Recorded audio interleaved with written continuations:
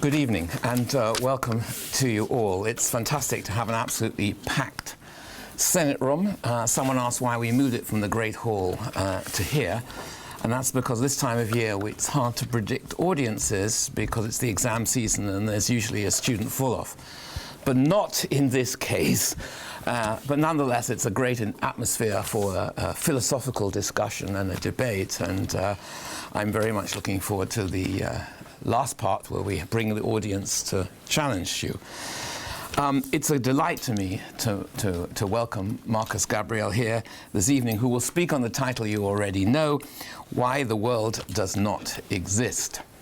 Markus is a professor, and this is quite a long title, a professor of epistemology, modern and contemporary philosophy, it's a big range, and director of the International Center of Philosophy at the University of Bonn. He got his doctorate and his habilitation in doctorate in 2005, the habilitation in 2008 from the University of Heidelberg. He's since then been a visiting professor and visiting scholar at many institutions, including NYU, the New School for Social Research in New York, UC Berkeley, and the University of Lisbon, among others. Markus is primarily focused on epistemology, metaphysics, ontology, and the history of philosophy, ancient philosophy and post-Kantian idealism. Again, quite a significant range. And he is the author already, at his young age, of 10 books, the most recent of which was just published, Why the World Does Not Exist, by the same title of this evening's lecture. Please join me in giving him a very warm welcome.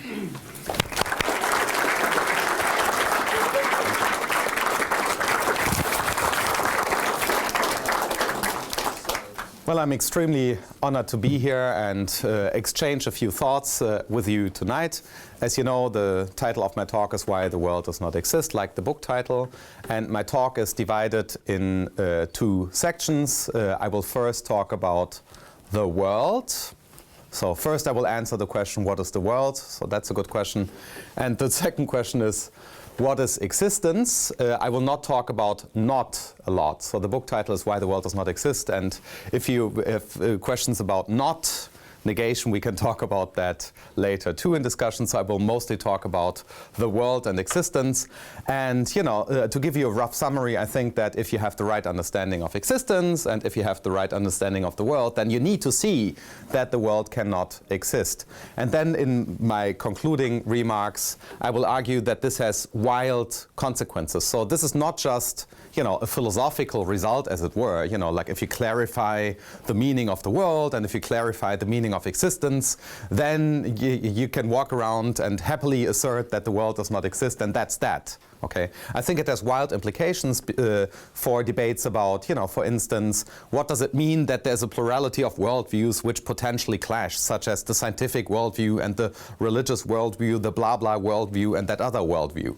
If I'm right, then arguably there is no such thing as a coherent worldview. Worldviews are as bad as the idea that there is the biggest natural number. Okay, so whether you religiously believe that there's the biggest natural number or scientifically believe that there's the biggest natural number, the problem is that you believe that there's the biggest natural number. This basically means that you have no idea what a number is. So worldviews are, you know, that's going to be part of the concluding section of my talk, profoundly incoherent. And I think that this is driving a lot of at least our way of thinking about politics. You know, this might be very different from what politics is, but it's driving at least our way of thinking about what politics is when we talk about ideologies and worldviews and so on. So part one, what is the world? I think there are roughly, okay, 3 overall philosophical conceptions of what the world is. They all agree on something like the following. The world is the biggest possible situation. Okay, here's a motivation for, you know, an image that might be helpful in order to illustrate why people even bother talking about the world, okay, such as in cosmology. Here's something we all know, Google Earth. If you press minus, then you will now see Durham, and then if you see Durham, you will see the island, and if you see the island, you will see that the island is, whether it likes it or not, part of Europe, and then you continue pressing minus, and so on and so on, and sooner or later you will see planet Earth, home of the ants or killer apes who think that they are rational. And you press minus, minus, minus, and that's Google Earth. Now imagine a much more powerful engine, which I would like to call Google Universe. Google Universe seems to be exactly like Google Earth, except that if you press minus, minus, minus, you will see the Milky Way, and then you will see, you know, a galaxy cluster where the Milky Way is a part of the galaxy cluster.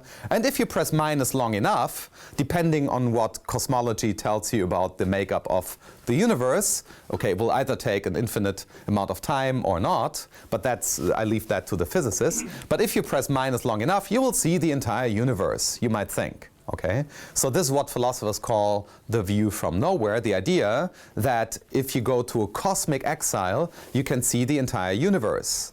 Okay? So that's a worldview. That's one of the many worldviews. And it looks very plausible. Why does it look very plausible? Well, because you think that there must be a maximal situation. There must be a whole of which everything is a part. Okay, so or so it seems. This is all kind of intuitive, but I think many people will believe that they're part of a biggest maximal whole. Everybody believes that they're part of a whole. For instance, we are in a philosophy lecture, and the philosophy lecture as a whole, you're part of it. Okay, as an audience or a speaker, etc. So everybody believes that they're part of a whole. But it seems as if there's a biggest whole, a whole of which everything is a part, such that that whole is not part of anything else, the biggest maximal whole. So that's one way of thinking about the world, very intuitive. Now you might want to say, well, you know, how is this whole structured? And here's the first thing that you might want to say about the world. You might want to say the world is a place occupied by objects. It has a furniture, what philosophers call a furniture of reality. Okay, the world has a furniture. You are born at some point, you open your eyes, and then the furniture is there. People, trees, and chairs, and houses, and hands, and cities, and so on. That's the furniture of the world, and the world is the totality of those objects. The world is the whole of which all these objects are parts. Okay? Or it's a location where all the objects are located, like a big IKEA, with tables, chairs, and hands, and fermions, and bosons, and so on, and whatever is there, that's what the world is. And one reason for believing this is, you know, that this is the right conception of the world is quite simple. It goes something like this. Look, it can't be important that I have beliefs about that big thing. I was born, I'm just a tiny fracture of wherever I'm located, and my beliefs about that thing can't really change the thing. That's the idea of the furniture, right? If you go to the IKEA store, your belief about where a certain kind of, you know, where you find the kitchens doesn't depend on, you know, your belief. Where you find the kitchen depends on where IKEA wants to put them. So IKEA has absolute power over where the kitchens are located. So you feel like, okay, this is the kitchen section of IKEA. It doesn't depend on my beliefs. I'm just a small believer, you know. I don't know. I'm not the creator of the universe. So that's an impression that you might have, and I think that if this is your conception of yourself as an intelligent agent in the universe, you will be very likely to believe that the universe is, or the world is, the totality of objects, like a big furniture house where things are just out there, located, and you just pick them up. And on that level of description, you might think that, yeah, well, here's what science is. Science tells you what the furniture of reality is. You might think that there are particles, well, you know, all right, there are particles, and then you study some physics and you learn something about particles, that they have a mass and a spin, and that there are different kinds of particles, and that no one knows how many particles there really are, and that there's a model from, you know, you learn these things about particles, but you don't think that science is making up the particles. Science is discovering the particles. Why? Because it's telling you what the furniture of reality is. So that's the first conception of the world as a totality of objects. But then, of course, the philosopher enters the scene and asks a question which undermines that conception, and the question goes something like this. Could there be objects about which nothing is true? So imagine there are objects, right? And all the objects that I've mentioned so far, tables and chairs and fermions and bosons and whatever, I've made a simple case. I will later talk about republics and money and Harry Potter, of course. He was here, I think. And so we will talk about more complicated objects. But, you know, like, ask yourself the following question. Could there be objects such that nothing is true about these objects? All the objects that I mentioned are objects about which something is true. It's true about fermions that have a certain mass. It's true about hands that, for instance, they have a certain direction. There's a distinction between left hands and right hands, and I can tell you what it is without being utterly sophisticated. It doesn't take a scientist to tell me the difference between my left hand and my right hand, or so I hope. It seems to be fairly intuitive. So we know all these things about objects, and what we know, okay, is that certain things are true about them. I don't know my hand without knowing that certain things are true about my hand. Now, here's a new word, a fact. A fact is something, as I understand the term, so just by my definition of it. Here's what a fact is, or at least what I say a fact is. A fact is what is true of an object. It is true of my left hand that it's not my right hand. It's true of my left hand that it's currently located in Durham. But the fact that my left hand is currently in Durham is not identical to my left hand. That is completely nonsensical. Okay, the fact that my left hand is currently in Durham is not my left hand. It's the fact that my left hand is currently in Durham. And against this background, Ludwig Wittgenstein, who got a couple of things quite right, said, you know, the world is not the totality of objects, but, okay, now we're moving to the next conception of the world, the totality of facts.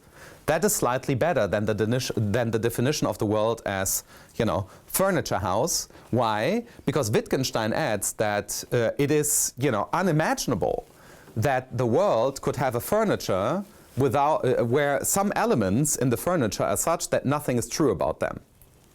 Here's a kind of an argument for this. Imagine that reality as a whole consisted of objects, such that some of those objects are objects we know something about. And some other bits of the world are such that we can't know anything about that part of the world. Why? Because it's populated by objects about which nothing is true. Okay? Well, how would this region look? The region of the world which consists of objects about which nothing can be known because there's nothing true about them. Well, it would be true about them that nothing's true about them. So these regions of the world are incoherent. There is no such region of the world. This is why in my neck of the woods many people are idealists, the so-called German idealists. What they say is basically, look, there's no region of the world which is in principle unintelligible or inaccessible to human inquisitiveness. There's nothing beyond, in principle, beyond the ken of human inquisitiveness. Why? Because things have to be a certain way. It might be the case that we can figure certain things out, but that's not because those things aren't embedded in fact, but it's because we just will never know. Maybe we can't know anything about what happens beyond the event horizon. That is stuff that happened, you know, more than 14 billion years ago. Maybe there are reasons why we can never figure out what's going on there or what's going on in a black hole or whatever your example is. But that doesn't mean that there's nothing going on in there. It just means that we can't know what's going on in there. That view is called idealism. Okay, there's nothing that we can't know in principle. This is at least what on the continent we mean by idealism. On the island, idealism means that there's no reality out there, but only beliefs about reality. That's a profound distinction. So to translate the German word idealism into English, the right translation would be realism. The German idealists are really German realists, but that's another story. I leave this open for another talk. But I hope you get this idea. So the idea of the world as the totality of facts is this. It can't be the totality of objects, okay, alone, because if the world were identical to the totality of objects, then we wouldn't have any resources to say that there are no objects that are not embedded in facts. So the concept of a fact, when it comes to saying something about the world, has a certain primacy over the concept of an object. That's, I think, the least thing you want to say about all of this. So truths are prior to the objects about which they are true. I can make this more complicated, but I think you get the idea of it, okay? So the basic argument is, again, no object without a truth about the object, because objects about which nothing is true are objects about which it is true that nothing is true about them, hence there are no such objects, okay? So I think this is a fine argument. Again, there are technical details. I know there are a bunch of philosophers in the room and we can talk about the technicalities, but I think that, you know, with a bit of work, you can, that's the right story to tell about objects here. Later you will see how I justify this in some more fine-grained detail. So, why aren't we happy? We can say, finally we know what the world is. It's not the totality of objects, it's the totality of facts. Now, unfortunately, we are just at the beginning of the 20th century with Wittgenstein's Cambridge dissertation, the Tractatus Logico-Philosophicus, because this is basically what Wittgenstein said. And Russell was quite impressed by this and arguably gave up philosophy because of this and wrote about sex and marriage and got incarcerated in New York and tried to be an atheist and so on. That's at least the triumphant story that people on the continent want to say. One of us went to Cambridge. He convinced Lord Russell that he wasn't a good philosopher. He gave up on philosophy, and we always knew that the world is a totality of facts and not of objects. It's not that simple. Anyhow, so that's at least one story that you might want to tell. But we can't stop here, okay? Because here's another question. Well, is there a totality of facts? What do we mean by totality? If totality does not mean nothing is missing, then I'm not sure what totality means. So if by totality you don't mean, well, everything is there, okay, then I'm not sure why you're talking about a totality in this particular case. If the world is the totality of facts, you don't want to say, well, it's the following kind of totality. If I say everybody who is in the room is here, I'm talking about a totality. I'm talking about everybody in the room. But I'm not talking about everybody in an unrestricted sense. It's not the case that everybody's here. Angela Merkel didn't come, okay? So some people are missing. I'm not sure, you know, like if I wanted her to be here, it would make me feel uncomfortable. So I'm glad she didn't come. But, you know, like not everybody is here, so that's restricted. If we say totality and we are talking about the world, we're not talking about restricted totalities, local wholes, like everybody is here. We're talking about absolutely everything. That's exactly the business that we're trying to get into, metaphysics. Absolutely, we want to talk about absolutely everything. Now, what is the sense in which the totality of facts could be complete in any relevant sense? And now things get complicated.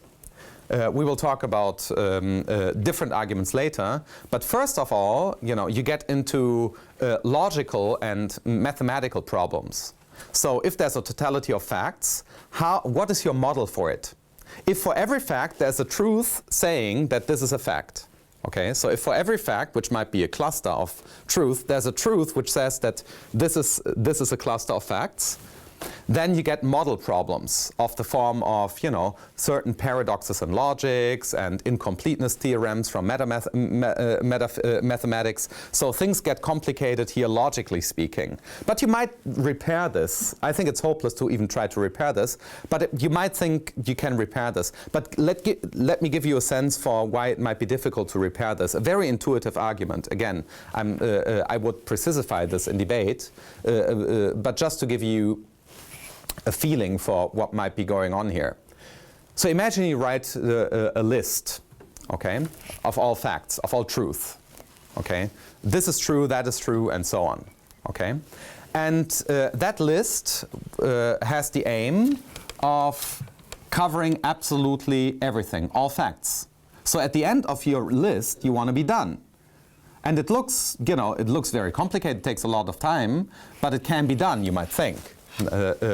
Markus Gabriel has a left hand. Markus Gabriel has eyes. Everybody in the room is in the room. Durham is, you know, north of London and east of Glasgow. And so you start writing down a list of facts. And there are fermions and bosons, and the list is getting longer and longer and longer, and it takes a lot of time. And in order to finish the list, we will probably just call God. It's like, look, God, we don't have the time to do this. And then God will tell us, don't worry, okay? As St. Matthew says, the number of your hair, the number of the hairs on your head is counted. That's what the Bible says about this. By the way, this is the only evidence in the Bible according to which God might be omniscient. All the Bible says is God knows the number of my hairs. That's not a lot of omniscience. But that's a problem for the theologians. He just knows the number of my hairs. I don't know if he knows the number of my fingernails. The Bible doesn't say anything about this. But anyhow, so we imagine God as an ideal knower, where God knows absolutely everything and that he has the list. If you ask him, is this on the list? He will look up the list. It won't take time. He's super fast, faster than a quantum computer, and he will look at this list like, yeah, that's on the list. So that's one idea of omniscience. And if that's correct, okay, and you're almost done with the list, and God shows you the list, and now you ask God, well, God, there's something you forgot. And so I didn't forget anything, I'm God. Yeah, you forgot that you just finished the list. And then God says, oh yeah, I forgot that. So God writes down, it is true that God just finished the list. And then you're like, well, God, that's again something you forgot. And God says, I didn't forget anything. I have the list, and I added to the list that I just finished the list. And then you need to tell him, look, God, you forgot to add that the fact that you just finished finishing the list. So God can always add a fact to the list, namely that he just finished the list. He finished that list, and then he has to finish that other list. So there will always be a further fact. Okay, a totality fact that God has not covered. That will not go through ultimately the argument, but it gives you a feeling for what's going wrong here. Okay, there are more technical versions of it, but it gives you a feeling for what's wrong here if you say totality of facts. But I give you a different feeling for this. So imagine God is almost done. Okay. So we call God right now, God, give me the totality of facts, and he starts printing out the list. Okay, very quickly, so as to ensure that nothing is missing in reality. Reality is complete and stable. Here are the facts. And then you ask God, well, what about the future? And now things get nasty. Okay, so either facts about God already knows facts about the future. That's odd. That's nothing that we would call knowledge. Does anyone in the room know the future? In the sense of, you know, what's going to happen in 3 years from now? There are complications. Sometimes philosophers say no one knows the future. That can't be true. I know how my sentence is gonna finish. Just finished, okay? So if I didn't know that my sentence is gonna finish with finish when I started the sentence, I couldn't have been uttering a sentence. So it's not true that no one knows what the future is. But I can idealize and I can say no one knows what's gonna happen to him or her in 15 years, say. Well, does God know this already? And now things get very nasty. How can God know what's going to happen in the future if it depends on what we are going to do? Okay, so now it all gets tricky again, because there are conflicts between God's knowledge and human freedom, and you have to repair this. And I'm just trying to give you a sense for how many things you have to repair in order to make sense of the idea of reality as a totality of facts. You have to, you know, I can throw indefinitely many counter arguments at you whenever you're like, okay, here is how I do this. Then I will just open the box of Pandora and either take out Russell's paradox or Gödel's incompleteness theorem or the future. You know, like I have a lot of things in my box that that give God a hard time being omniscient. Okay, I mean, of course, God, you know, like if he existed, and had he existed and would have met me after my death, we could have had a conversation about this, and then maybe he would have had an answer that I could not have understood because he speaks Hebrew, and I do read biblical Hebrew, but not well enough in order to understand God's judgments about my behavior. But that's another problem for theology. What I'm saying is this. There will always be a problem fixing the totality of facts. It's not as intuitive as you think. There's a totality of facts. You know, I just raised all sort of problems. There are more. You know, like how do you know there's not the following fact? The fact which says that it's a fact which doesn't obtain. How do you know there's no fact which denies that it's a fact? How do you know this? Well, you might say, well, I need to rule out paradoxes. Nothing can be contradictory. Okay, but how do you know that? Now we're deeply into logics, and you need to tell me what your belief is in the unrestricted acceptance of the principle of non-contradiction, that nothing can be both true and false. Now you need to fix that. And there will always be something that you need to fix. This is a complicated issue. It's not as simple as it seems. Okay, so totality of facts, also very problematic. Well, here's the next step. Okay, the next step has been taken roughly in Wittgenstein's time by the evil German philosopher Martin Heidegger. I just need to point out that he's evil so that you don't think that I have any political sympathies for anything that Martin Heidegger has ever said about social things. Okay, but Martin Heidegger got at least one thing right. Okay, even Hitler got a few things right. When Hitler believed that it was raining in Berlin, he might have gotten that right. So Hitler did not only have false beliefs, but in all relevant issues he did. Same for Martin Heidegger. But here's something that Heidegger, I think, got really right. So Heidegger says the world cannot be the totality of facts. It has to be, he says, the domain of all domains. Why does he say this, and what does this add to our discussion? He says this, I think, for the following reason. There seem to be different kinds of fact. So the fact, for instance, that the today's exchange rate, okay, from euro to pound is blah blah blah, bad for us, definitely. Okay, the fact that for me at least, for us I don't know, but it's bad for me. Okay, personally, but it's so and so, 1.23, say. I think that's an accurate estimate. I actually looked it up. So today's exchange rate is not that good for me, and that fact depends on people's acceptance of the fact to some extent. If no one accepted it, if everybody agreed, literally everybody right now agreed that 1 euro is 1 pound as of now, then that would just be the case. If no one objected to it, no court, no politician, no citizen, then it would be the case. Let's agree, and that's now we make it the case. Also, it seems. Not sure if this is the best theory of money, but there's an intuition about this. Let me give you another example. If no relevant person, okay, believes that they are in a love relationship with another person or another set of persons, depending on your take on polyamory.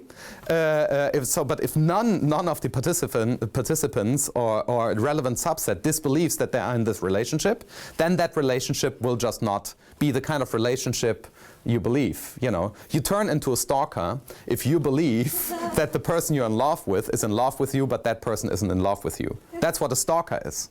Okay, a stalker is someone. This is why stalkers are even ontologically possible, because love relationships depend on, as they say in Frankfurt, mutual recognition. So some relationships depend on both elements in the relationship to have a belief about the nature of relationship.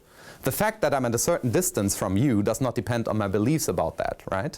So that I'm here and you are there does not, even if I believe that I was over there because I'm hallucinating, that I'm watching my own talk, like the German philosopher Thomas Metzinger, he has these out-of-body experiences all the time and writes about this. I don't have them right now. Even if I believe this, I would be wrong. I'm here, you are there, okay, at a certain distance. But if I believe to be in a certain love relationship with someone in the room, I'm not looking at anyone, but that's not the case, okay, then I'm just not in that relationship.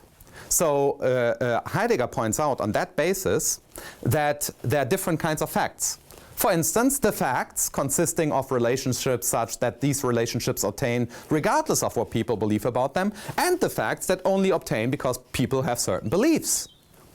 Okay, so we can now have a very simple model. Here's my language for this model. We can distinguish facts into a degree into a scale of modal robustness. Here's what I mean by this. Some facts would have obtained, some truth would have been true, had no one ever noticed ever. Okay? So had no beings capable of noticing anything ever evolved, it would still have been the case that there was a Big Bang, if there was a Big Bang. Okay, so let's buy this. Okay? Had no one ever evolved, the Big Bang would still have been this. Okay, this is what the Big Bang is. I call these facts maximally modally robust. The British philosopher Crispin Wright has another term for this. There are concepts with, or facts with a wide cosmological role. Okay? That is, they're largely independent or ultimately or totally independent of our beliefs about them. Sometimes they are called natural facts, but that's misleading. But for other facts, that's entirely different. For instance, had I never believed what I believe right now, explicitly believe right now, that there are, for instance, more than 2 people in the room, okay, it would not have been the case that I believe this. So my belief that there are more than 2 people in this room depends on the fact that I believe it.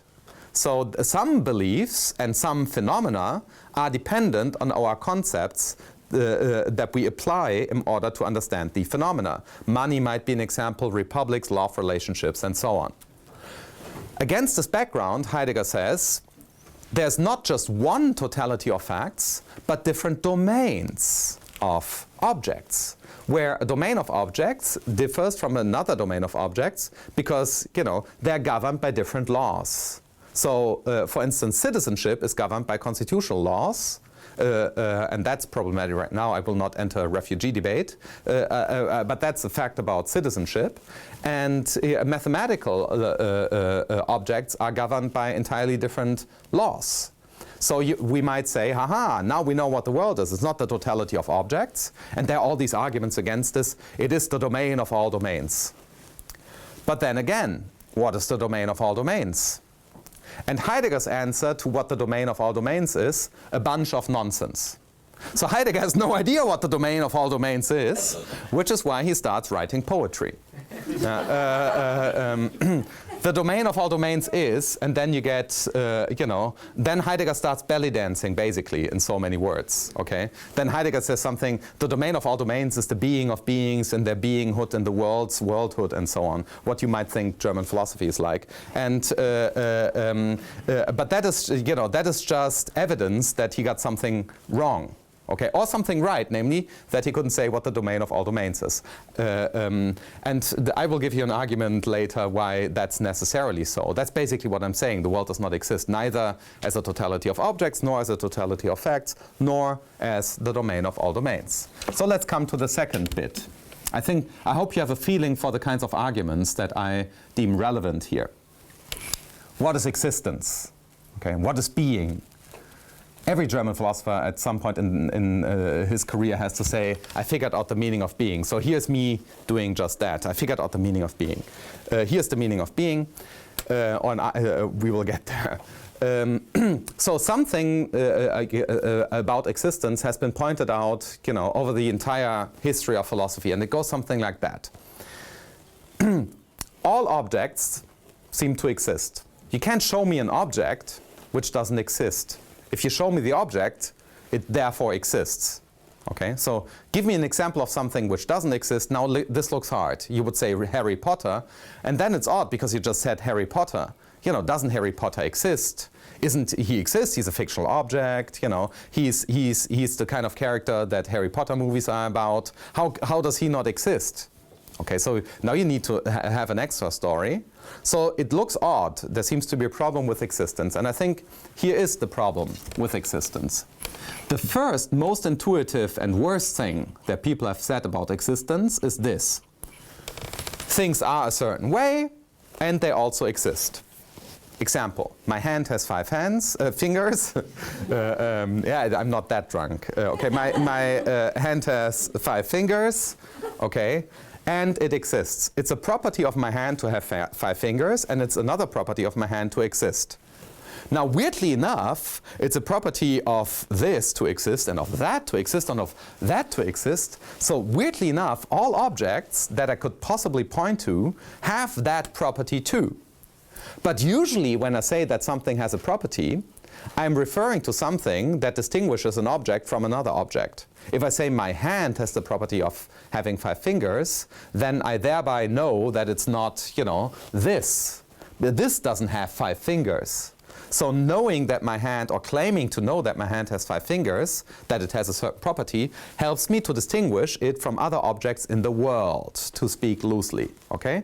In one word, here's a definition: let a proper property be a property reference to which puts one in a position to distinguish an object in a given domain from another object in the same domain. So I can distinguish hands from cats if I see hands and cats because they're different. Hands are more furrier than at least my hand. Hands are animals. My hand is not an animal. Cats and hands are difficult to distinguish ultimately. But roughly, you know what I mean. Don't go into Freudian psychoanalysis at this point, okay? Don't ever analyze my examples. This would be an entirely different talk. The unconscious of my talk. So let me try to continue on a conscious level. Objects are different, and when we say objects are different, we say they have different properties. Now, if all objects have the property of existence, it can't be a property, not a proper property. They all have that property. Let me give you a feeling for why, you know, what's going on here. So imagine you meet someone, and she says, I know an object that you don't know. And I'm like, okay, what's this object? And all that she can tell me is that it is identical to itself. All that she claims to know about that object is that it is that object, okay? And I'm like, tell me more. Is it red or green? She's like, I don't know. Is it round or square? Is it bigger than the number 2 or smaller? Does it live in England? I ask all these questions, and all that she knows is, well, I don't know, but it is identical to itself. Then at some point or later in my discussion, I will come to the conclusion that she has no idea what she's talking about, okay? Just no idea. And the same in the case where all she knows is that there's an object. All I know about the object is that it exists.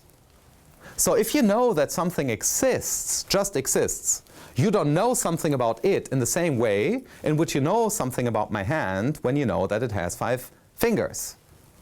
That is a good intuition, I think. This is why I think most people, not just philosophers, will say, well, this is why existence is not a proper property. It's not like having 5 fingers. Here's what existence is. It is the following property, to belong to the world. Things exist if they belong to the world. Okay? This is, for instance, what Immanuel Kant says. But other people too, this looks very natural. You know, nothing exists which is not in this world. You know, only worldly things exist. No extra-worldly things exist. And even if God is extra-worldly, then there is a domain which consists of the worldly things and God. And in that domain, there's God and the worldly things, and they both exist because they fall in that domain. Anyhow, that domain would be the world. Okay? If God created the world, he did not create the world. He created something, but not the world. Had God created the world, he would have had to create himself and everything which is not God, which is part of the causa sui bit, but you know, again, that I leave that to theologians. How can God both create himself and everything else in the same act? Good luck. Okay. If I ever meet God, I will ask him, come on, how did you do this? And I don't think that he would be able to tell me anything that I could understand, which is why he would probably just pull me into hell until I stop asking questions, like Stalin, basically. Again, don't go into psychoanalysis of my relation to religion. So next step, what about the world then? If to exist means to belong to the world, does the world exist? If it doesn't exist, now that's bad news. If to exist means to belong to the world, but the world doesn't exist, then nothing exists. Now that's the worst view. Okay? I call this view metaphysical nihilism, the view that nothing exists. That's a pretty bad view. So imagine you want to figure out what it means for things to exist, and your conclusion is that nothing exists. That's not a good theory. Okay? So imagine I want to have a theory about temperature, and my conclusion is that nothing has temperature. That doesn't look like a good theory. Okay? So if your conclusion is that nothing exists, that's bad news. So the world better exist. But if the world exists on that model, on my model it doesn't have to. But if the world exists, then, you know, it has to be in the world. Now that doesn't work on that construal. So things get ugly. And what do philosophers do when things get really ugly? Okay, they start lying. And here's a long lie. You know, Immanuel Kant starts it, and I think Habermas and other people are continuing this kind of story. They will say, of course the world does not exist. It's not an object in the world, but it does something else. It's a regulative idea, this is what Kant says, or horizon, okay? Of course I can't find the world in the world. I can't go to New Zealand and find the world there. If it's in New Zealand, it's everywhere. So I can't go to a place and find all places. Hence, it must be a horizon or an assumption or a picture or something like that. Can't be an object. It's something not objectifiable and so on. Okay, so this is the origin of phenomenology, an entire philosophical subset of philosophical practices, the origin of it. And Heidegger's version of it is, the world doesn't exist, but here's what it does, according to Heidegger. It whirls! The world does not exist, says Heidegger, it whirls. The world whirls. Die Welt weltet, which is not the best answer to a question, okay? So it doesn't exist, but it does something else, it whirls. There's something wrong with this. For instance, that there is no verb called to world. This is a problem. If you say the world whirls, but there's no verb to world, then it's not clear what you said. And I think this happens to him. And to many other philosophers, sometimes implicitly, sometimes explicitly. So what's the right solution? And now we finally come to my view. So let us say, okay, instead of domains, I talked about domains of objects in the first part of my talk, let's talk about something that I have labeled fields of sense. Here's what a field of sense is roughly, okay? A domain of objects governed by certain principles which allow you to understand why these objects belong in that domain. For instance, the rules of citizenship determine what it is for something to be a citizen. Okay? Something is a citizen if and only if it meets certain criteria. It's part of citizenship that we can change the criteria, but it's not part of citizenship that there are no criteria. We can change them. Citizenship is historically contingent, but it doesn't mean that it doesn't exist. Okay? It's not infinitely malleable. It's there, but it can be changed. There's a bad fallacy to think that something which exists can't be changed. That's just a terrible fallacy. I exist and I stand here right now, it can be changed. Also, I can die. Okay, so this can all easily be changed. So to exist is not to be necessary. That's just not the case. So let's, now you have roughly the notion of a field of sense. And what I'm saying is this. There can be no field of sense of all fields of sense. Why? That would be the world, in my understanding.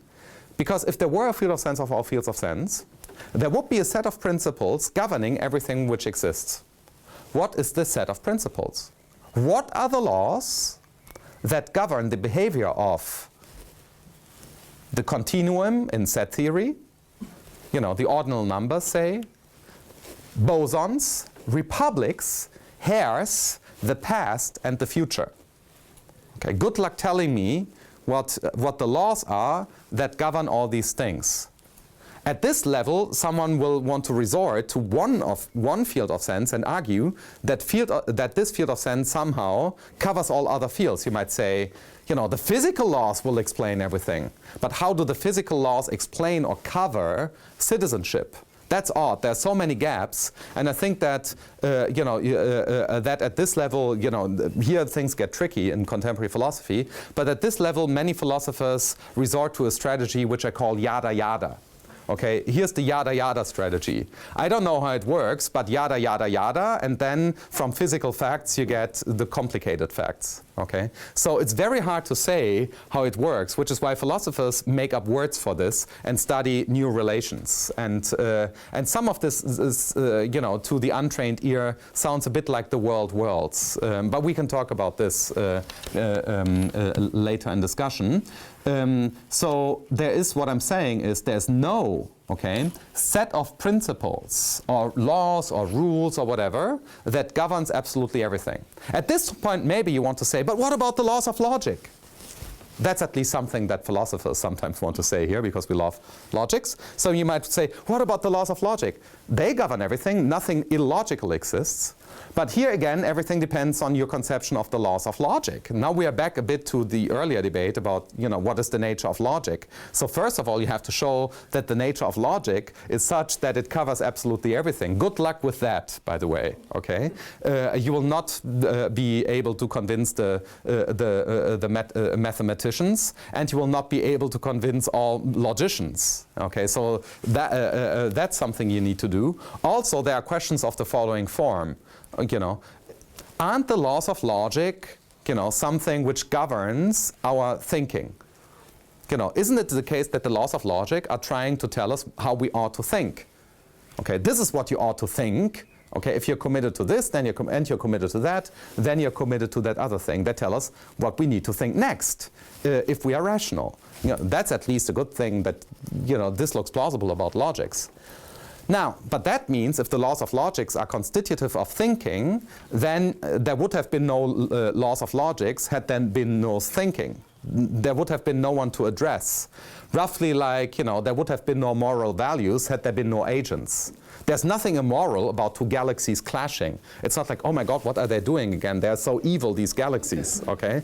So in a similar way, there's nothing logical about the Big Bang, okay? It's logical that if there is a Big Bang and there is a Big Bang, then there is a Big Bang.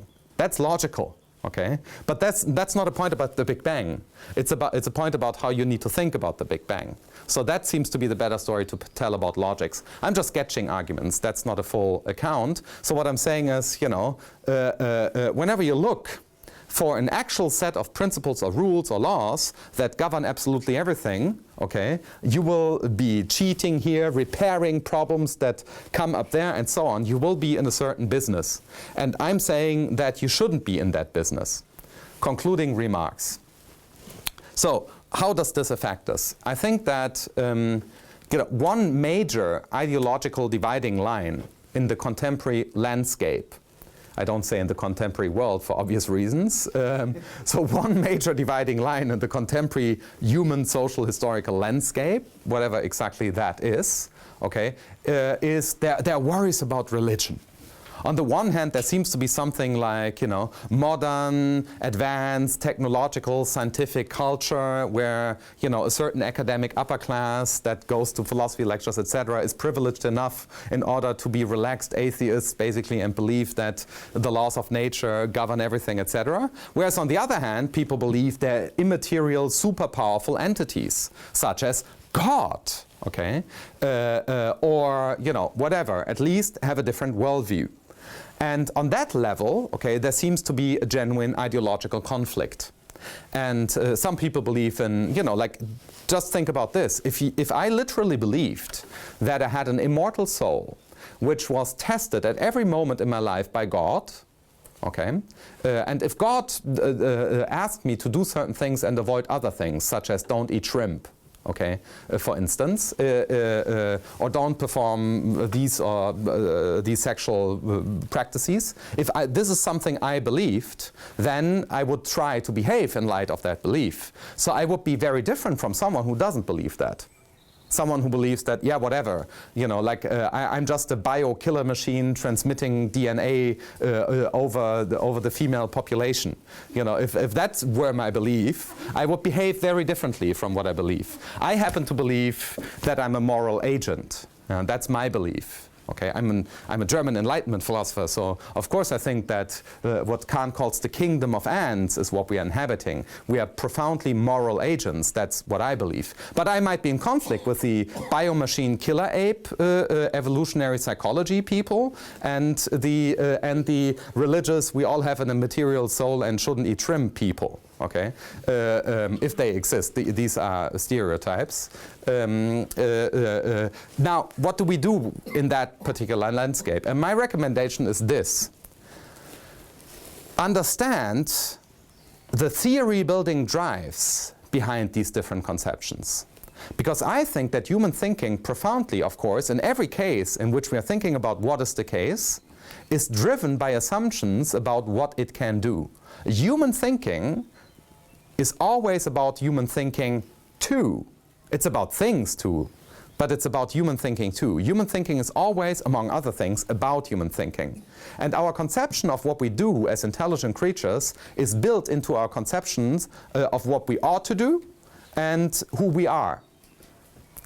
And if I'm right, if there's something wrong about worldviews, then we should, because there's something wrong about worldviews, in light of the best way of thinking about human thinking, then we should give up on all worldviews. This means, of course, that we need to reconsider the nature of the division of labor between different kinds of knowing. This is why this has implications for what we do as academics too. because we are, when we are segmented into different departments, into different disciplines, etc. And there are ways of thinking about this. What does it mean, for instance, for, if someone is a molecular biologist and someone else is an astrophysicist? What separates them?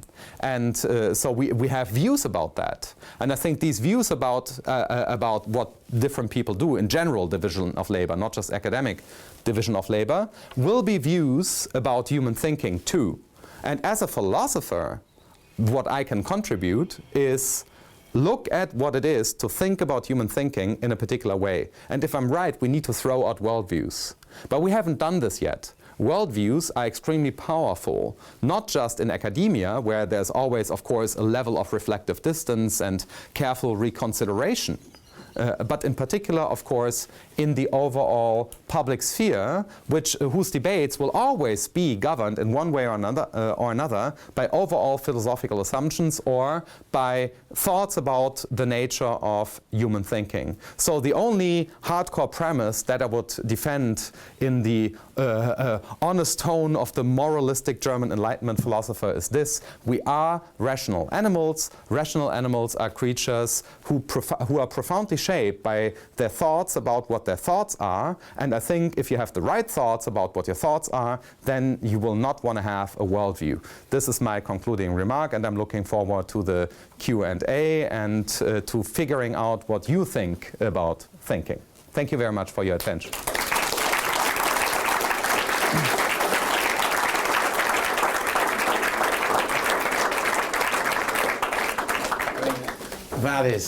That was dazzling, extraordinary.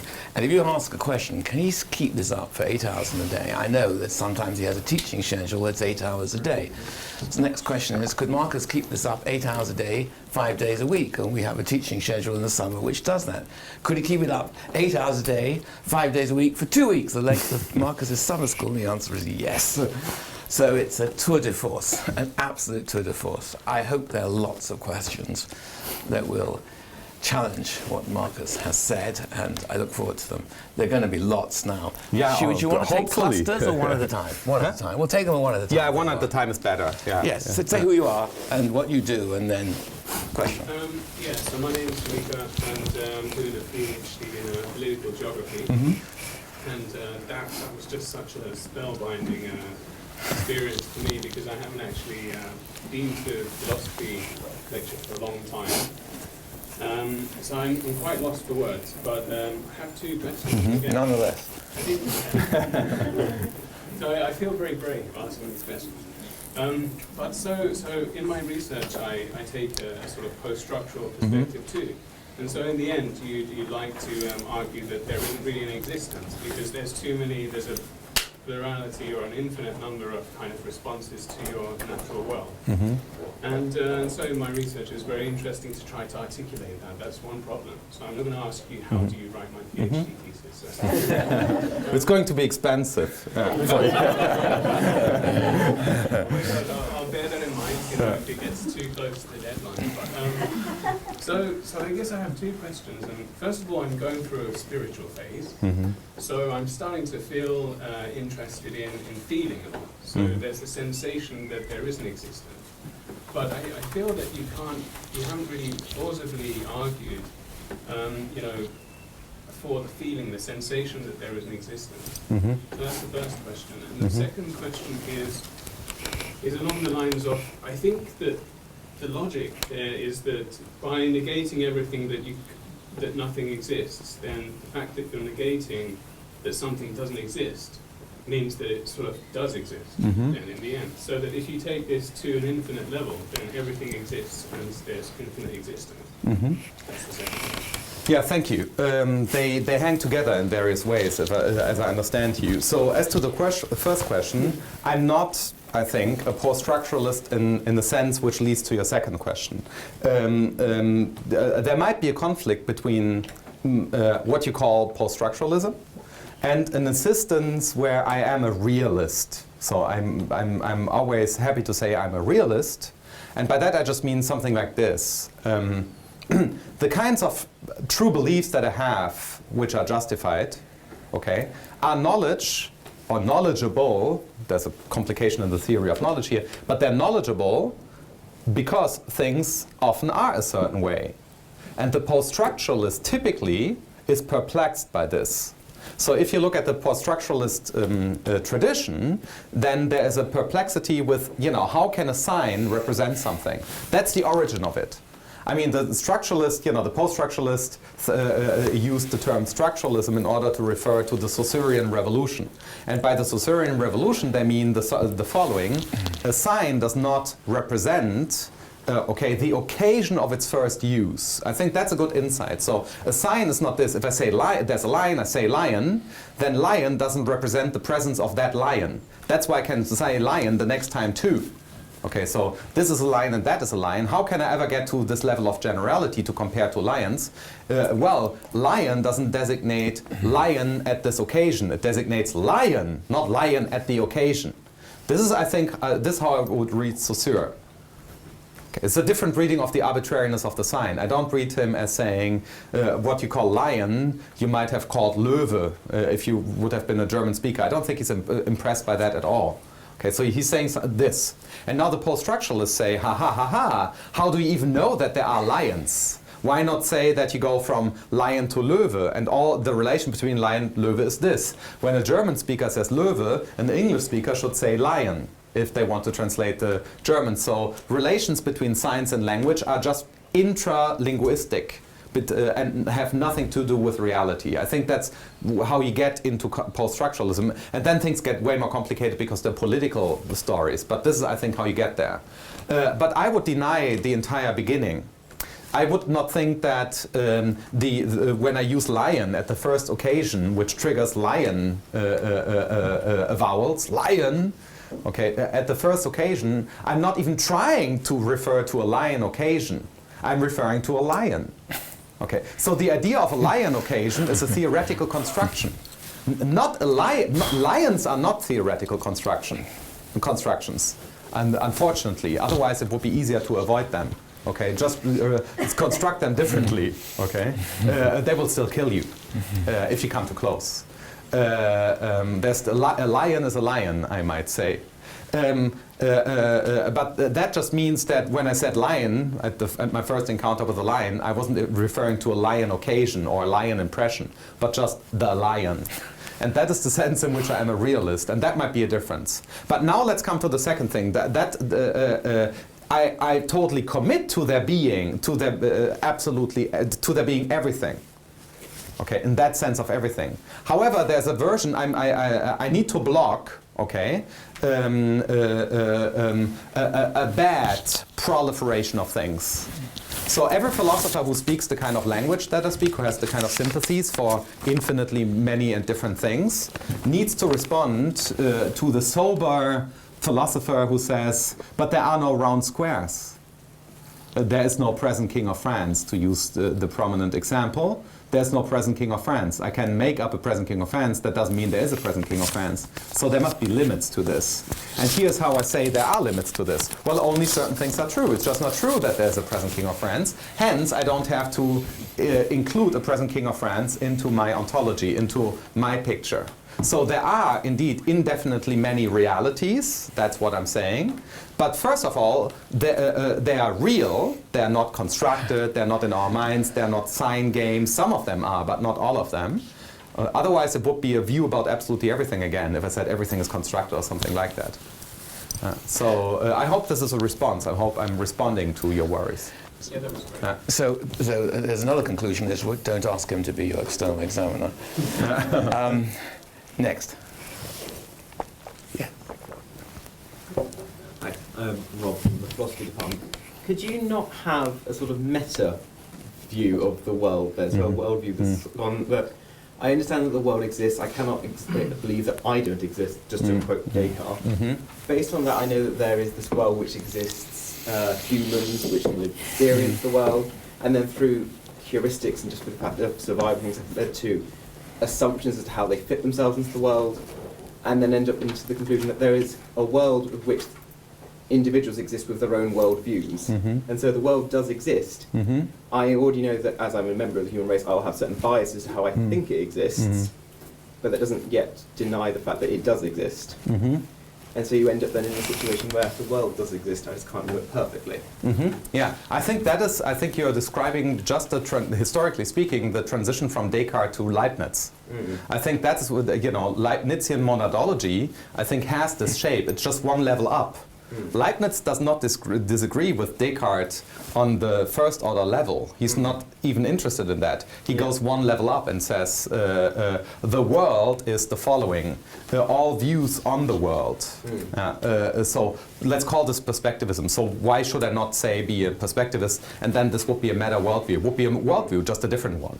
Yeah. So why am I not offering a different worldview? So right? Worldview, but with the allowance of plurality within the agents within it. Yeah. Yeah. So why is this not that? And when you said something about natural world and different observers, this was a version of this. And so why am I not saying this? And I'm not saying this. Okay. Because first of all, it would have there are two shapes this could take, two overall shapes, I think. One is there's a natural world.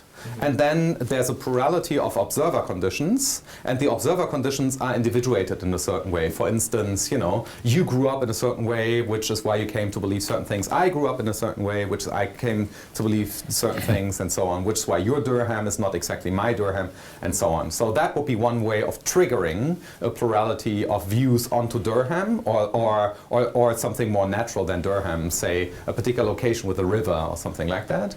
But the location with the river would just be the location with the river, and now we have different views. Now this would have the logical form, I think, of either a totality of objects view or a totality of facts view.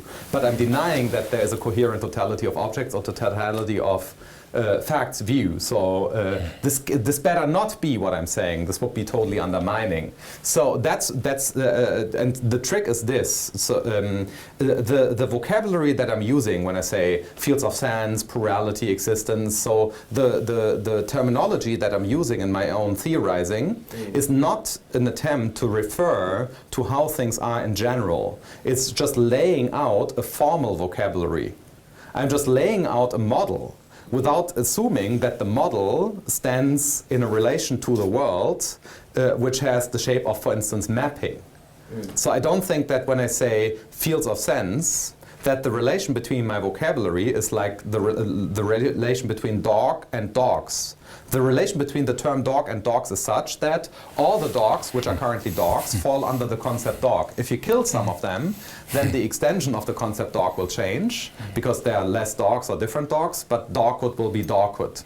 Okay, so that would be, and I think that the vocabulary that I'm laying out does not have this shape. It's a purely formal vocabulary with model properties. This is my way out. I'm not sure whether this convinces you, but this is why it's at least significantly different from the standard ways of going meta. This is why at least like depending on how you read Leibniz or the perspectivist. Is this at least yes, please. Sorry. Would it? In terms of the application of this theory, though, would it not be better to go down the route of saying that in the acknowledgement that there's a plurality of the concept of worlds, we should try and drive towards a meta framework where we accept and try and then work out how to establish a dialogue rather than absolutely denying the capacity to come up with something. Sure. Okay. But that's perfectly compatible. So the only negative verdict that you get on this level, of ontological pluralism, the only negative verdict says there's no transformation rule or translation book for all worlds or fields into all other fields. That's the only negative verdict you get. But this allows for local transformations. It just tells you something of the form that all translation or transformation problems are going to be local. So like imagine I figure out how republics came into existence historically. Then at some point or other I will need to say something about the transition from a prehistorical behavior pattern to a historical behavior pattern. And now this looks like a the typical metaphysical problem, right? How could history begin on the basis of something which wasn't history? There's now a level gap. And then there is a problem. I'm not denying, that problem also goes away. That problem is there now. But it's not a general problem, it's just this problem. So there will be local mapping projects, but they just can't generalize. So the negative verdict is the purchase power of the view is a little less than it might seem given the slogan that I attached to it. Hi, my name's Ollie, and I guess for the purposes of this evening I'll be a local resident. I'm also incredibly naive about all of this, so I apologize. Yeah, go ahead. I'm also naive about all of this. Earlier you mentioned about your concept of fields of sense. Yeah. You also said that they're malleable. Yeah. So are you able to say anything about how you differentiate between two different fields, or why can't you you can add a bit to one and it will slowly become the other, so it is both are the same? Yeah, so given that I'm saying this is not a metaphysical view, okay, I will not have a general answer to this. I will not have a theory of the form for all, for every field for two fields of sense or n fields of sense. Okay, they are malleable in such a way, or they are unifiable in that other way. So there's no equivalent of set theory, as it were, to this. That's one of the reasons. There are more reasons why fields are not like sets. So they're not mathematical objects where I could have such a theory. Why? Because what I'm talking about, the object domain, is precisely as I predict on the model level, malleable. So of course I can't anticipate that. So I can't give you a general answer.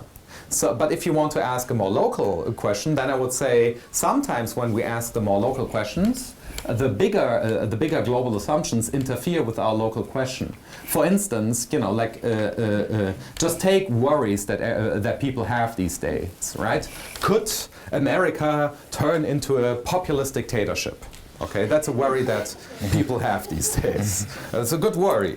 However, so two fields of sense: populist dictatorship, American democracy. These are clearly, if there are two fields of sense. Now someone might have a theory according to which America has always been a populist dictatorship and Donald Trump is just the truth of America. Okay, this is at least what the Trump voters, for instance, would say. It's very hard for intellectuals to meet Trump voters, so you have to, they hide from our view, but they are there, they're out there. Must be. And I tried. I spent a month in Miami and I found a couple of them, but Miami is also not the best. You find more sharks there than Trump voters. Anyhow, so now you have all these theories of what it would mean to merge these two fields. And then I would try to say a few things from a philosophical point of view, but here we would need to have a combination of political science, sociology, history, ideology critique, economics, and so on. You would need to have precisely a mix of these kinds of disciplines in order to understand what's going on when it comes to these two fields of sense. And probably understanding the situation better in light of all these disciplinary requirements will result in a more sophisticated understanding where we don't have two fields of sense. I don't think that in the end you will have a clear-cut notion of nice American democracy, striving for universalist freedom, giving McDonald's even to the Iraqis, and that's also nice of them. And so that's not the story, as opposed to populist dictatorship, repressive Donald Trump billionaire. So the more sophisticated story will be different, but it's also not going to be a conspiracy theory where America has always been driven by blah blah blah. So this is just a philosophical prediction of how the debate will look. The rest will be local, but this will not tell us anything as such about what it means to say the right thing about how, for instance, the relation between galaxy clusters and neural networks will pay out. So what do we need to say about complexity on the level of neural networks and complexity on the level of galaxies? Now that's a completely different story. There are meaningful things to say about this and studied in complexity theory, but they will be very different things. Hello, Georgie. I'm from the theology department. So when you were well, finally, I knew there was good theology here, which is we're not like Trump supporters, though. We will come out. Very broad question. But I think it's because you were raising, you know, at the end, you talked about practical implications, and then you were saying, did you say you're kind of post-Kant, your background? So you then referred to morality, and I'm really struggling at the moment reading Iris Murdoch, and because there is this idea that there is this kind of transcendent good which one should strive towards, and I mean, I think the problem perhaps with addressing anybody on this kind of topic is when we reach the end, is it just a clear cut, there's either plurality or a singularity of how do we view morality or, you know, theology or philosophy as a whole or anything, you know, I think there's this kind of dynamic between two really simple views, and I think that's why it's really difficult to know where to go on after that. Yeah, this is a very interesting follow-up question, you know, like what do we, you know, because in the end, indeed, I said, you know, I just flagged certain morality things, and how do they hang together, you know, or what do I say about this? And I tend to be then on this level, you know, maybe surprisingly, I don't know, just the opposite of the pluralist that I am in ontology. So the kingdom of ends, the moral realm, is unified by reason. So there I'm just the opposite, you know, just one morality, just one reason. There you get all the singularity that you didn't find in the ontology bit. So existence, you know, things as it were, okay, are inherently manifold, to put it this way. And but morality isn't. There is no sense in which, okay, the following two are moral facts. Kill your neighbor when you don't like her, okay, and thou shalt not kill your neighbor, okay. So it's not that, you know, it's not the case that for the monotheist, neighbor killing is bad, and for the neighbor killer, neighbor killing is good. That's a wrong description. I think the right is, this also looks odd. Okay. Now, now there are two facts, and so now here everything would depend on whether you just are a neighbor killer or not a neighbor killer. Yeah. And if you're a neighbor killer and the not neighbor killer tells you you shouldn't be a neighbor killer, you're like, look, this is how I roll. You know, how could I not be a neighbor killer? That's how I do it. Okay, so that can be. This is an odd way. We don't speak this way. Okay, because the non-neighbor killer wouldn't be happy with the neighbor killer saying, "I'm just a neighbor killer." Okay, that must be a difference between lions and neighbor killers. If the lion is like, "I eat gazelles," you shouldn't do it. I mean, of course, I hear there are vegetarians who try to turn lions into vegetarians, but this is at least a difficult case. So here I would say the right thing is, if it's the case that you shouldn't kill your neighbors, then you shouldn't kill your neighbors. And if the neighbor killers kill their neighbors, then that's exactly why we call them evil. And that's why we report about them in the news and so on. And this is where I'm with Iris Murdoch as you read her, and I would say there is a supreme good, but the supreme good is less supreme than it sounds when I say the supreme good. It's more something like this. If something is false, morally speaking, then it just is false, full stop. There's nothing mysterious about it. If you wonder, for instance, could civil war in Syria not be that bad? For some people it's not that bad. Yeah. For those who are interested in civil war in Syria, it's not bad.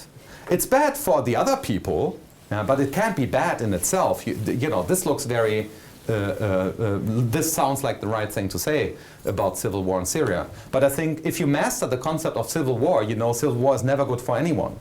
No one can think that civil war is good for me. What you have to think is that civil war is not civil war.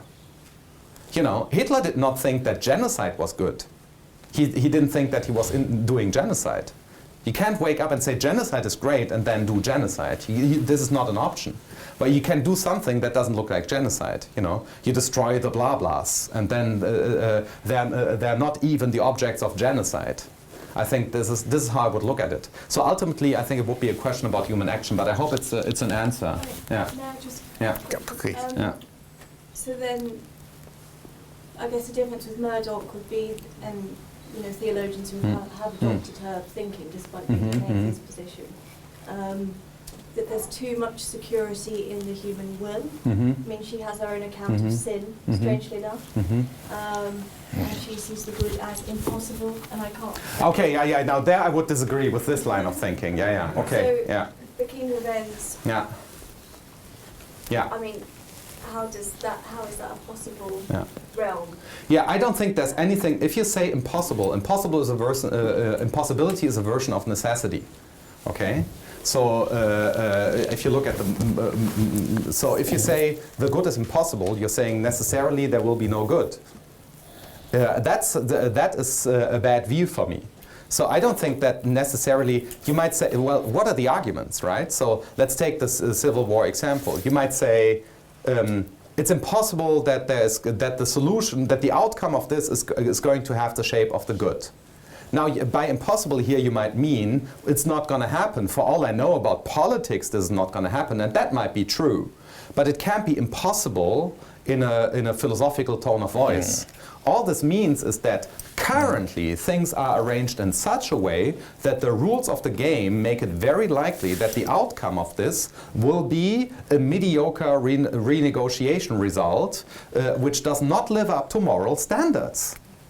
And this is why I think this is why we are entitled to protest. This is why the citizens have protest entitlement. Otherwise, we wouldn't, right? I mean, if we just had to play the rules of the game. But I don't need a transcendent good in order to say we are entitled to protest. I just need the good.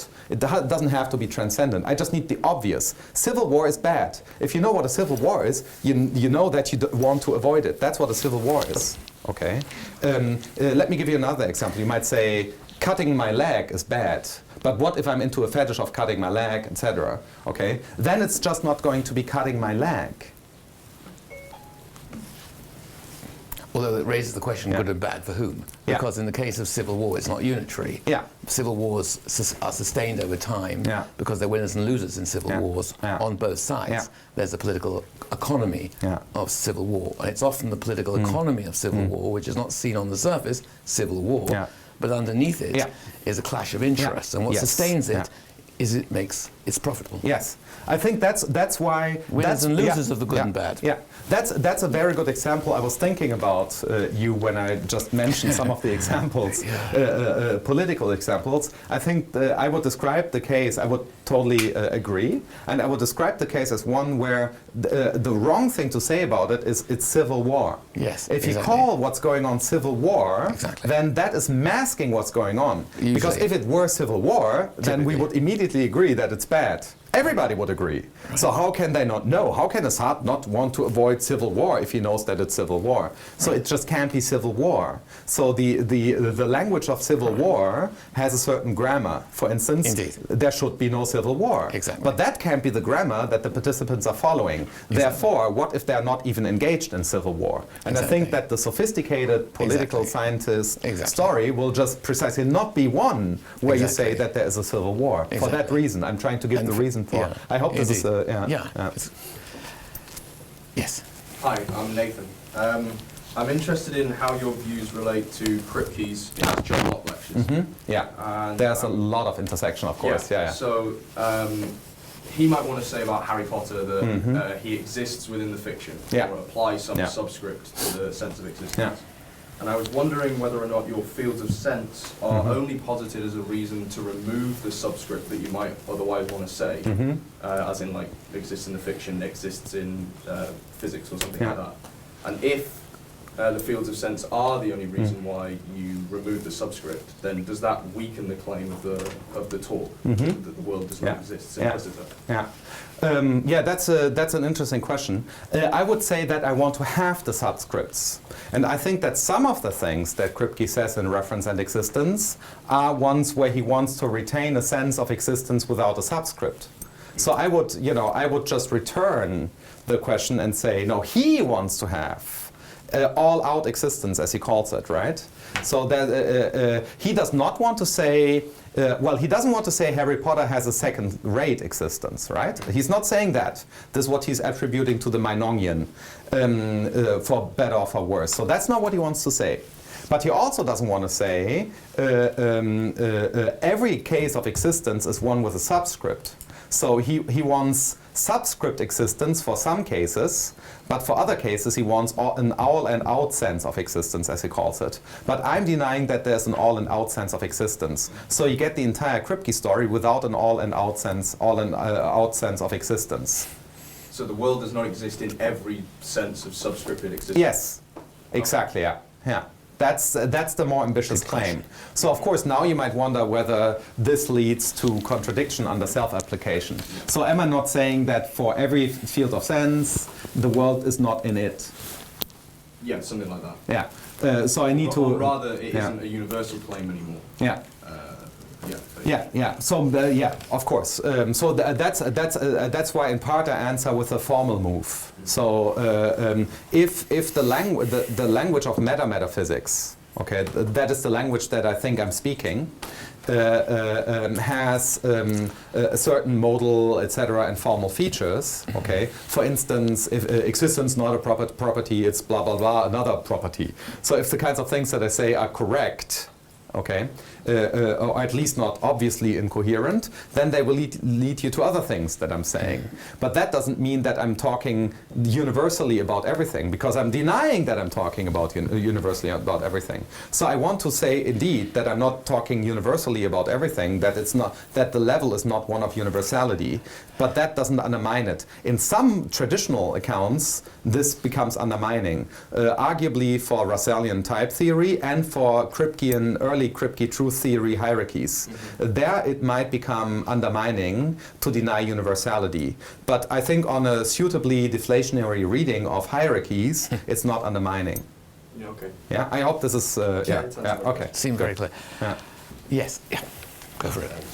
Yeah, thanks. I think you've covered this in some of your answers to some of the other questions, but I just wondered if you could clarify. So I think some people would see what you're offering as itself a worldview, and you know, you're putting forward a metaphysical claim about the different levels of reality, or if you don't want to call them levels, different domains of reality, and the universe itself is, let's just say, the conjunction of those different levels.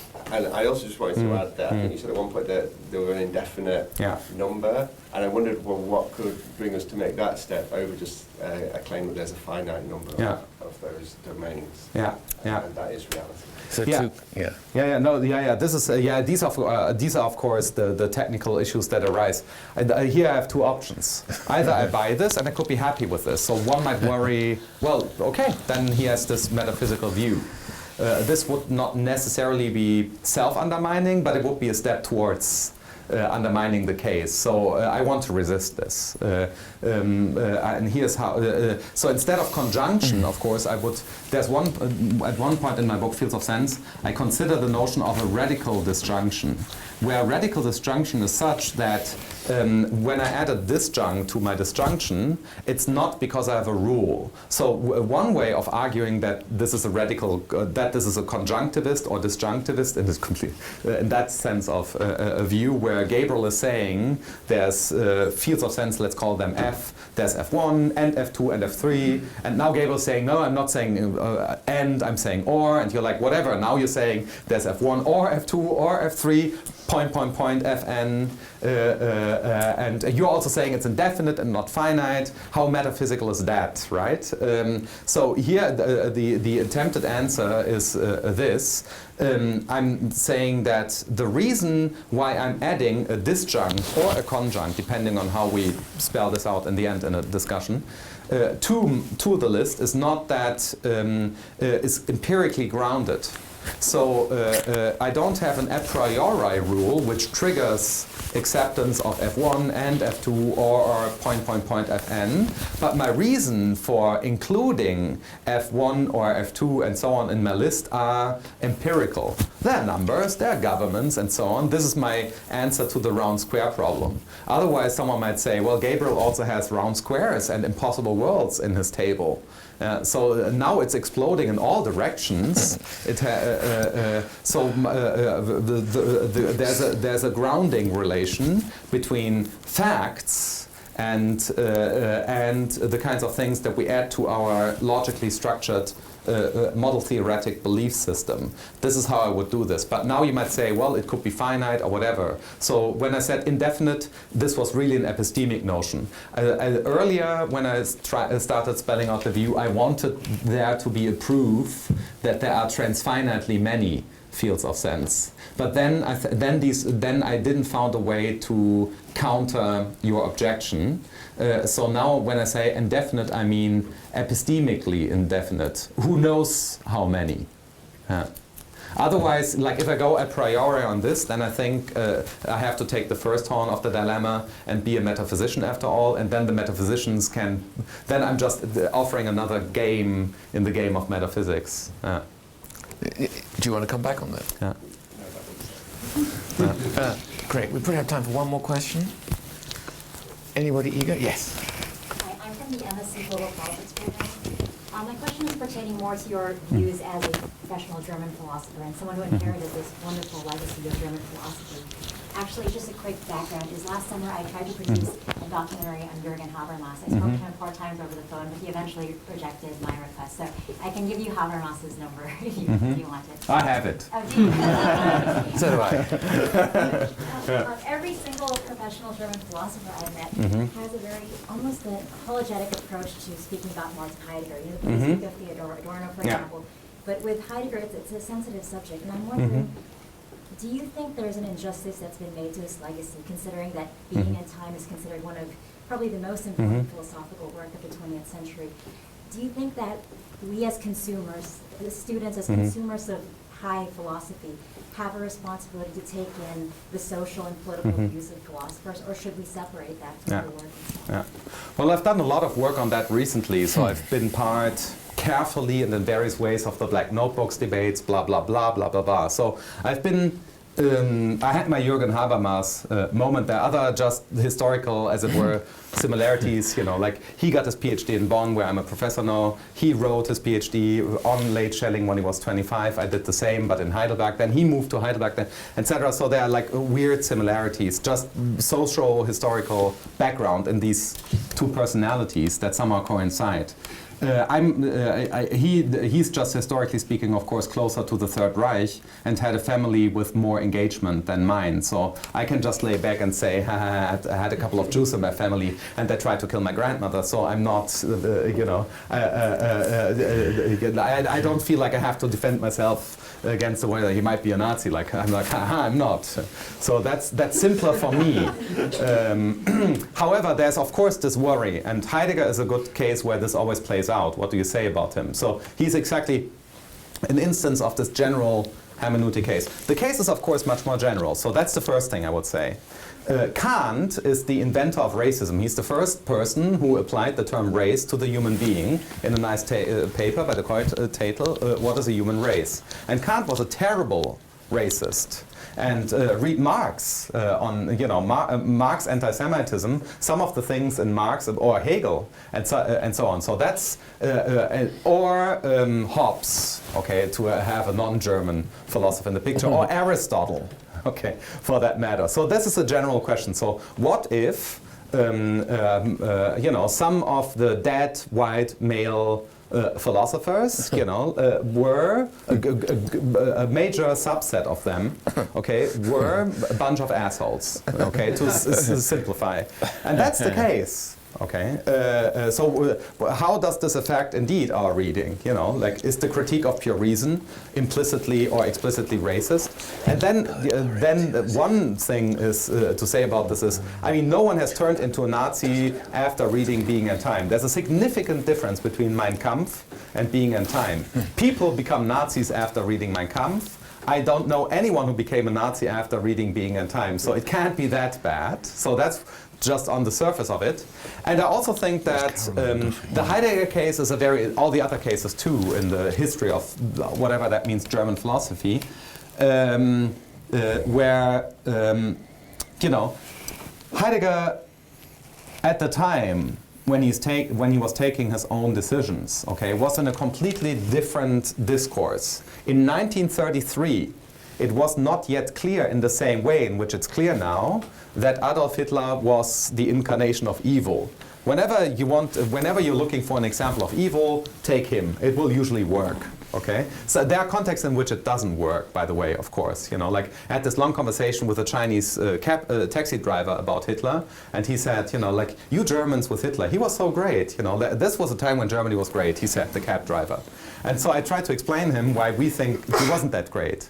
And at first I said, you know, what about genocide? He's like, yeah, whatever, he was still great. So that didn't work. And so in the end I came up with the following explanation, and it worked. I said, imagine, okay, there would have been a Japanese dictator coming to China and killing people. He was like, that's terrible. And I said, yeah, this happened. Hitler wasn't even German. He came from Austria. So he got that. Okay. So that was the argument where he saw why Hitler was bad. He wasn't even German. This is why he needed to get Austria. I'm just kidding. But so what do we do with this? You know, what does it mean for Heidegger to commit to a cause which, in retrospect, and even at the time to many people, was like obviously misguided? And I think that there are various reasons for this. I mean, in particular in the Heidegger case. I have a sociological explanation for the Heidegger case. You know, like Heidegger, you know, before the First World War, he's coming from a village which is by any standards provincial, which is why he has this notion of a province in order to designate his own homeland throughout his entire career. And he's obviously a brilliant man. So there's this brilliant kid, okay, coming from this province, and he's admitted to a very good local university. He's not going to Berlin from there or to Oxford or whatever at the time. He just probably doesn't know where Oxford is and what it means. So he goes to Freiburg, basically in walking distance from his hometown, but it was like the local major university. And is a very successful student there because of his brilliance. And now he's trying to figure out how this was possible. And given that he's just, as it were, you know, like his entire focus is on philosophical questions, his explanation for why he's is successful turns into a philosophical explanation. He just doesn't know what it means for Martin Heidegger to be a brilliant person. So he comes up with this huge story of how Martin Heidegger can be a brilliant person, a sociological explanation. And the sociological explanation for how he can be such a brilliant person is just the worst possible sociological explanation of how he can be such a great person. It involves the essence of the Germans and the Greeks running together, modernity, and blah, blah, blah. So this is just a very misguided self-conception. So the man was desperately in need of a therapist. That's, this is how I would explain this. So it doesn't change anything about, you know, about the truth in his view. So I don't think that when I attacked Heidegger for saying the world worlds, I don't think that the world worlds move entails a commitment to National Socialism. You can say, you know, the world worlds, you know, and be whatever, you know, work for Greenpeace. There's no logical connection between something that you do in philosophy and these commitments. And one of Heidegger's mistakes was to believe that there was such a connection. This would be my answer. And the case is difficult, of course. You know, German philosophers want to take over the world. That's just what we do. So, and you can't do this anymore. You can't be like, German philosophers want to take over the world, because then everybody's like, Germans can't take over the world. And so this is basically what Angela Merkel is doing, right? You know, like, we're not taking over the world. This is just, okay, that's, I'm kidding. I take all of this back. An absolute tour de force. What is there to say, Markus? It was one of the most dazzling and brilliant lectures I've heard for a very long time. The last person I've heard of who gave a lecture of equivalent force actually was a great theologian, Rowan Williams, who was here as part of the Durham Castle lecture series. So to compare your lecture and delivery to Rowan Williams is very, you know, it's two very striking moments in this series. But I've very rarely in my life heard a lecture of such quality, wit, conceptual clarity and brilliance. I think, thank you. What can we say? Well, thanks for saying this, whether it's true or not. Thank you.